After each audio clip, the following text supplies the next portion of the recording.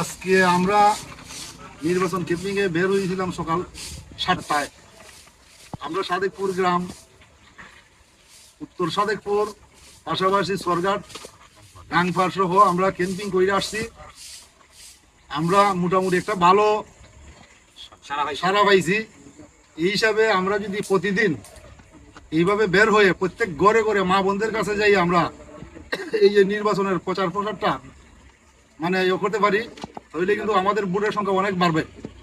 আমরা আশা রাখবো আজকে যেহেতু সাদেকপুর প্লাস সরঘাট গাংপাড় শেষ করছি, কালকে আমরা গুলামী মির্জাপুর, কালকেও সকাল 7টার দিকে বের হইব গুলামী মির্জাপুর এবং ওই যে মজলিশপুর।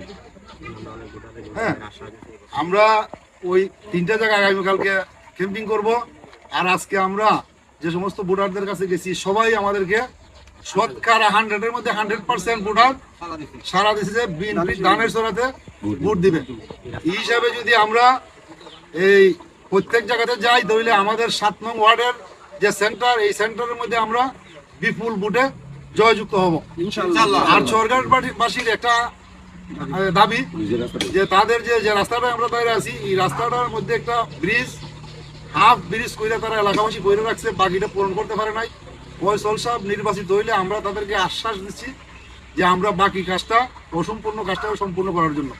পাশাপাশি গাংপাড়ের তাদের দাবি, গাংপাড় থেকে এই যে রাস্তাটা তারা দাঁড়িয়ে আছে শাকির মোহাম্মদ বাজার পর্যন্ত, এই রাস্তাটার মধ্যে ইনস্টলিং করে দেওয়ার জন্য এটাও আমরা তাদেরকে একটা আশা দিচ্ছি যে আমরা যদি ফয়সল সাহেবকে নির্বাচিত করতে পারি।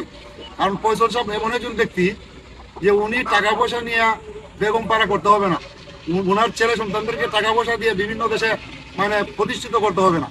এটা প্রতিষ্ঠিত ফ্যামিলি। এই ফয়সল সাহেব নির্বাচিত হইলে পরে সরকারি যতটা অনুদান আসবে, 100-এর মধ্যে 100 অনুদান কাজে লাগবে জনগণের। এই হিসাবে আমরা সবাই মানে বিপুল ভোট দিয়ে আমাদের 5 নং সানকোলা ইউনিয়নে 7 নম্বর ওয়ার্ডে পর্যাপ্ত পরিমাণ ভোট আমরা দিব, এবং পাশাপাশি আমরা আরো সহযোগিতা করবো যাতে আমাদের 5 নম্বর ইউনিয়নে সর্বোচ্চ ভোট আমরা দিতে পারি। এই আশা প্রত্যাশা ব্যক্ত করে আমি আমার আজকের যে ক্যাম্পিং এখানে সমাপ্ত ঘোষণা করে এখানেই শেষ করলাম।